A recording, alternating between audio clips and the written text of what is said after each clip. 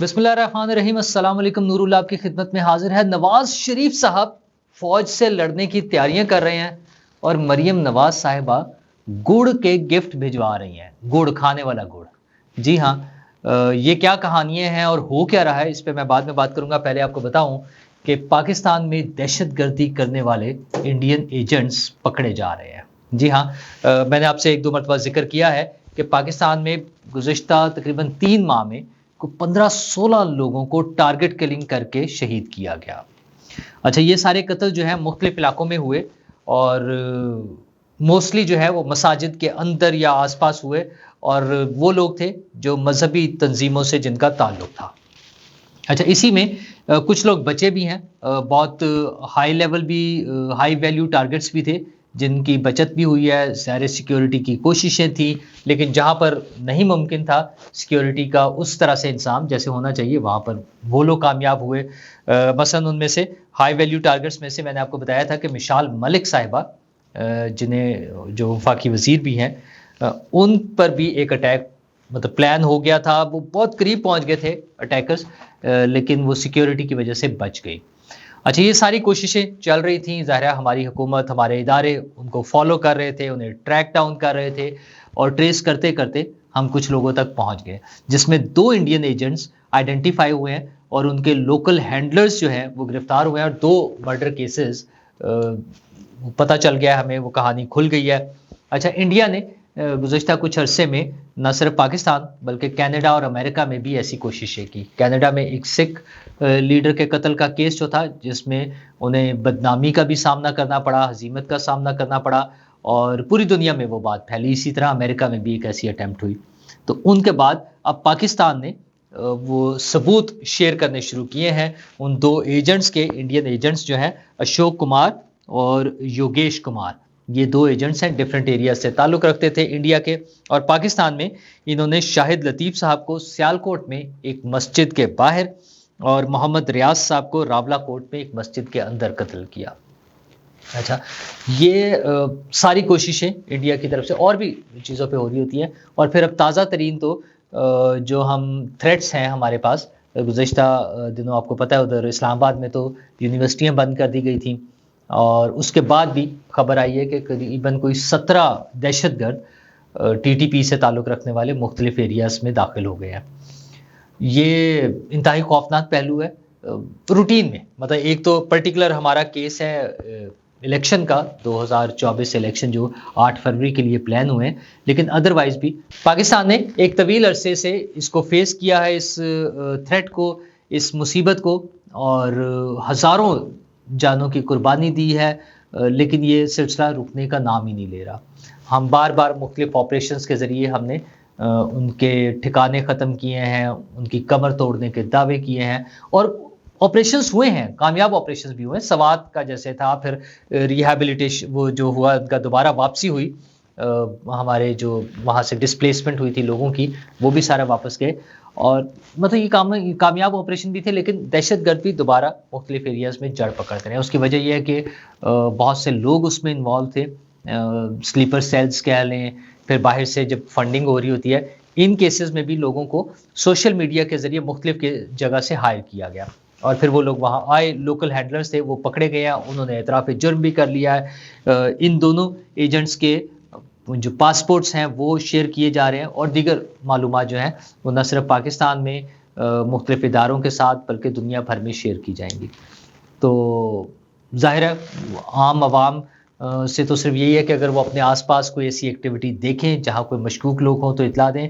باقی کام ہمارے اداروں کا ہے، انہیں بڑا ہی محتاط رہ کر اور بڑا ہی اویئر رہتے ہوئے ویجیلنس کے ساتھ انہیں یہ کام کرنا ہوگا، لوگوں کی جانوں کو محفوظ بنانا ہے، اور خاص طور پر جب ہم الیکشن کی طرف جا رہے ہیں، کیونکہ میں نے آپ سے کل بھی ذکر کیا تھا، اور یہ مقبول جان کا جو ویڈیو ہے جس میں وہ کہہ رہے ہیں کہ 8 فروری کو 12 بجے خون ریزی ہوگی، 12 سے 1 کے درمیان۔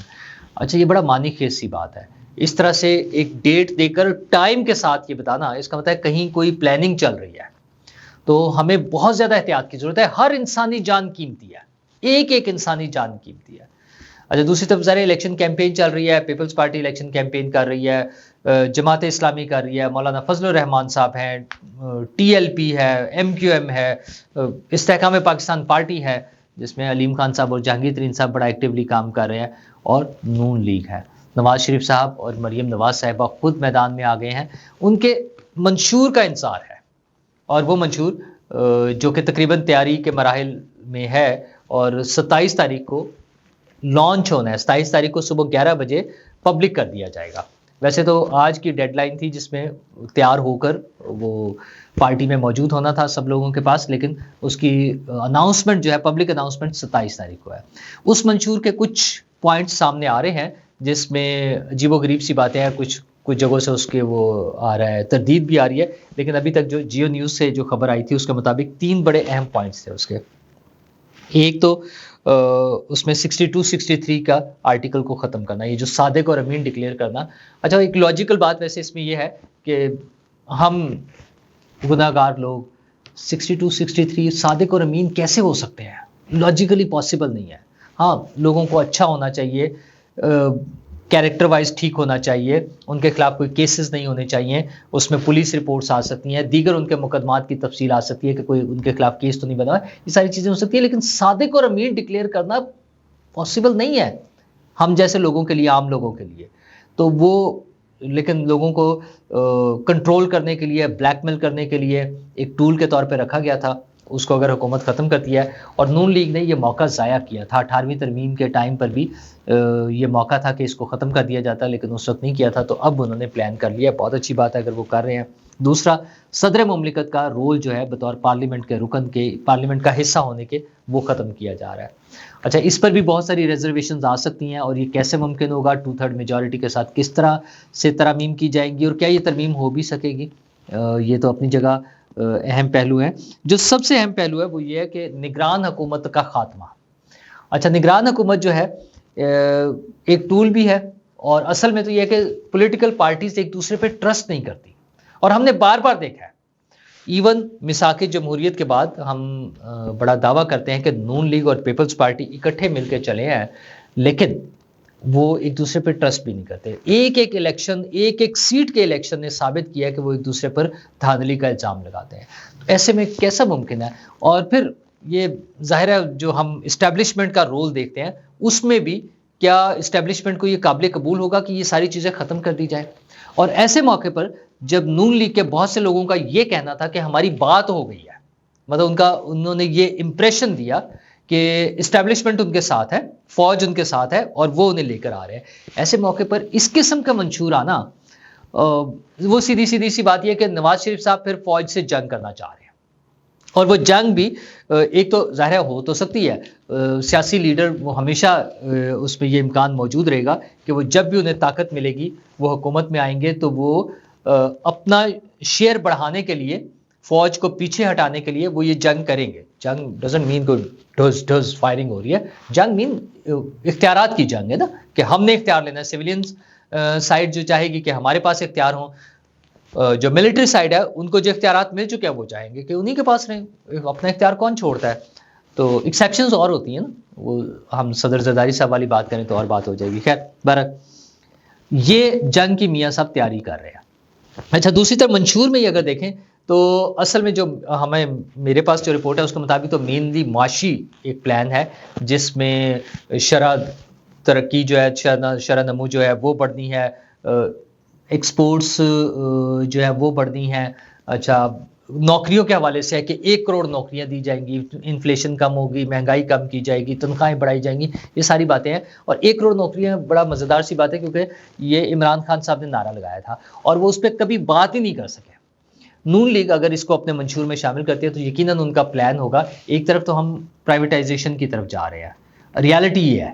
اچھا، اور وہ پرائیویٹائزیشن رکنی نہیں ہے، اب چاہے نون لیگ کی حکومت آ جائے، چاہے پیپلز پارٹی کی حکومت آ جائے، چاہے کسی کی بھی حکومت آ جائے، پرائیویٹائزیشن نہیں رکنی، اب کسی کی بھی حکومت ہو، وہ اب جو پروسیس بن گیا SIFC کے انڈر وہ چلتا رہنا ہے۔ اچھا، اور اسی وجہ سے میں تو آپ کو پتہ ہے میں ہمیشہ کہتا تھا کہ الیکشن بڑے مشکل ہے، مجھے تو نہیں نظر آتے تھے، میرے خیال میں وہ سارے کام جو ہو رہے ہیں، پرائیویٹائزیشن اور دیگر کام جو ہو رہے ہیں، اس کی وجہ سے الیکشن شاید ان کاموں کے لیے ہرڈل ہو سکتے ہیں۔ بہرحال اب یہ ایک الگ ایشو ہے، اس پہ الگ سے بات کی جا سکتی ہے، وہ چیز تو نہیں رکنی. تو نون لیگ نے جو 1 کروڑ نوکریوں کا پلان دیا ہے، جانے کیسے ہوگا. جو معاشی ٹیم جو پلان کر رہی ہے، جو سارے کام کر رہی ہے، وہ ایک اور مزیدار بات یہ ہے کہ اس میں اسحاق ڈار صاحب شامل نہیں ہیں. اور جو ذرائع سے رپورٹس آ رہی ہیں وہ یہ ہے کہ اسحاق ڈار صاحب کو سخت مخالفت کا سامنا ہے شہباز شریف صاحب کی طرف سے اور مریم نواز صاحبہ کی طرف سے، کیونکہ وہ بڑے مضبوط ان کی پوزیشن تھی اور وہ اس کا بھرپور استعمال کرتے رہے ہیں. اور کچھ ذرائع کا تو جو ہمارے ذرائع ان کا کہنا یہ ہے کہ نون لیگ میں جو لوگ فارغ ہوئے ہیں تازہ ترین، مفتاح اسماعیل وہ تو خیر سبھی جانتے ہیں، شاہد خاقان عباسی اور محمد زبیر، یہ سب کے فارغ ہونے میں اسحاق ڈار صاحب کا رول ہے. اسحاق ڈار صاحب جو ہے مطلب ان کا وہ تھا گرپ تھی چیزوں پہ، اور وہ جس کو تھریٹ سمجھتے تھے فارغ. اس میں احسن اقبال صاحب بھی شامل تھے. احسن اقبال صاحب اپنی پولیٹیکل سٹرینتھ کی وجہ سے، اپنی سیاسی قوت جو ہے ان کے اپنے حلقے میں اور ووٹرز کے حوالے سے، اس کی وجہ سے بچ گئے ہیں، ادروائز وہ بھی فارغ تھے. لیکن مجھے لگتا ہے کہ فی الحال پارٹی میں سے اسحاق ڈار صاحب جو ہیں کیبنٹ کے لیول تک شاید فارغ ہو جائیں گے. ہاں کوئی اور عہدہ ہو سکتا ہے، وہ گورنرشپ ہو سکتی ہے، وہ چیئرمین سینٹ ہو سکتے ہیں، وہ صدر پاکستان کے لیے کنسیڈر کیے جا سکتے ہیں. اس کے لیے خیر بہت سٹرونگ کینڈیڈیٹس اور بھی موجود ہوں گے، لیکن بہرحال مقابلہ سخت ہوگا.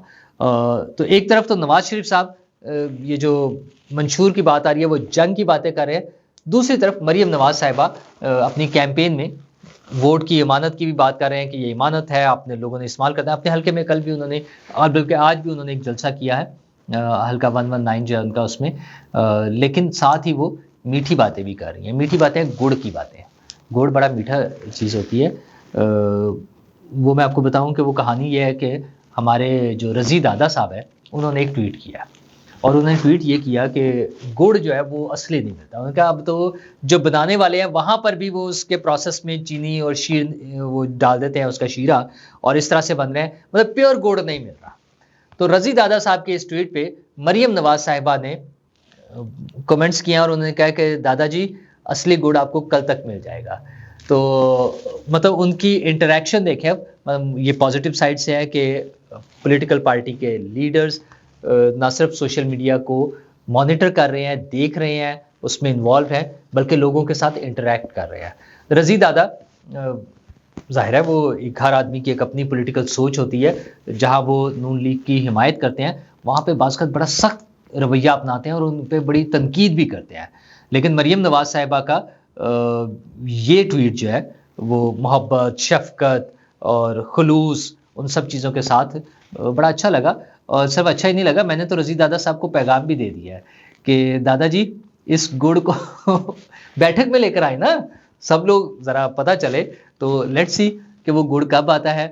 یہ جو گڑ ڈپلومیسی مریم نواز صاحبہ نے شروع کی ہے صحافیوں سے اور اپنے سوشل میڈیا کے انفلوئنسرز کے ساتھ یوں کہہ لیں، تو بڑی اچھی ہے. لیٹس ہوپ کہ یہ بھی کامیاب رہے. اور اصل گیم تو 8 فروری کی ہے کہ اس الیکشن کے لیے کون کتنی تیاری کر رہا ہے. مقابلہ بڑا سخت ہے. پیپلز پارٹی کے اپنے دعوے ہیں، آئی پی پی بڑا کانفیڈنس کے ساتھ کہتے ہیں کہ پنجاب تو ہمارا ہے، اور نون لیگ کو امید یہ ہے کہ پنجاب بھی ان کا ہوگا اور وفاق بھی ان کا ہوگا. فیصلہ آپ نے، میں نے، ہم سب نے کرنا ہے ووٹ کے ذریعے. تو 8 فروری کو نکلیں، ووٹ ضرور ڈالیں. آپ جس بھی پارٹی کو ڈالنا چاہتے ہیں، جس پارٹی کی آپ حمایت کرنا چاہتے ہیں، اس کی حمایت میں جائیں، ووٹ ڈالیں. اور مجھے امید ہے کہ کوئی بہتر فیصلہ ہوگا، اور جو بھی حکومت آئے گی وہ اس ملک کی ترقی اور خوشحالی کے لیے کام کرے گی. شکریہ.